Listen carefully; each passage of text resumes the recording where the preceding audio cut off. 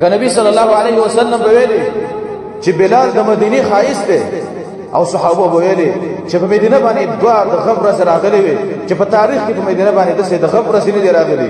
یو خو د غم ورځ دا و چې نبی صلی الله علیه وسلم کله د مدینې نه رخصت شو، یو تور شپه په مدینه باندې رااله، د صحابه په کې د حضور راتن شو چې کله د نبی صلی الله علیه وسلم لاړ، دا ډېر د غم ورځ په مدینه باندې. او دیمه د غم ورځ په مدینه باندې راغلی و. نبی صلی الله علیه وسلم وفات شو، بلال نو چې کله راغی وی کتل داغه محبوب محمد رسول الله صلی الله علیه وسلم مدینه کې نشته دی، نو د اذان شروع کا. چې کله اذان شروع کو، نو چې ویل چې الله اکبر الله اکبر، وی ارتجت المدینه، وی د مدینه سم ولرزو کړه، یو جرأت وکړه. چې کله بلال رضی الله عنه د اذان شروع کا، او چې کله بلال رضی الله عنه ویل چې اشهد الله اله الا الله، وی خرجت الخدور من عواتقهن، پرده شده زنانا د خپل کورونو راووتل او په دې جماعت باندې رامنډه کړي او ویل چې ابعث الله محمدا. ایا نبی صلی الله علیه وسلم به راځوندې شو چې بلال اذان شروع کړ. چې کله بلال رضی الله عنه اذان ختم کړ، د صحابه وته ویل چې بلال ته نور اذان نه کې، ځکه ته چې کله اذان کې نو من خپل محبوب محمد صلی الله علیه وسلم نه خدريږي، ته نور اذان نه کې.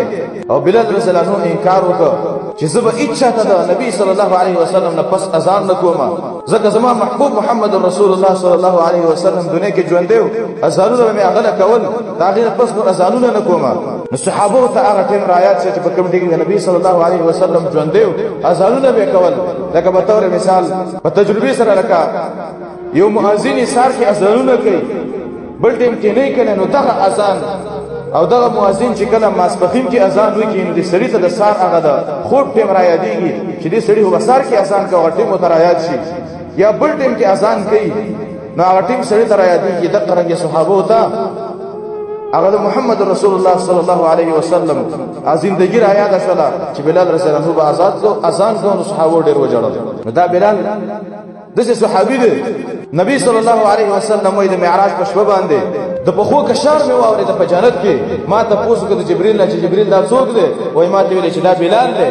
بلال رضی الله عنه ته ویل چې بلال ډیر د امید عمل کوم یو دی چې تا عمل کې په جنت کې مې ستاسو پخو کشار واورید. بلال رضی الله عنه ویل چې یا رسول الله کله چې زه او داس وکم په دغه او داس باندې زه 2 رکعاته مونږ کوم، دا که ارجع عملي، دا زما د ډیر امید والا عمل دی. نو درنګ نه تور دی، مال ور سره نشته دی، غریب دی، بے کور دی، خو لیکن ایمان یې پسله کې وو. دسې مؤمن کې الله رب العالمین جوړ کړ چې په دنیا کې ول د جنت زیره راغی. دا څه د وجه نه؟ ځکه دې کې ایمان وو.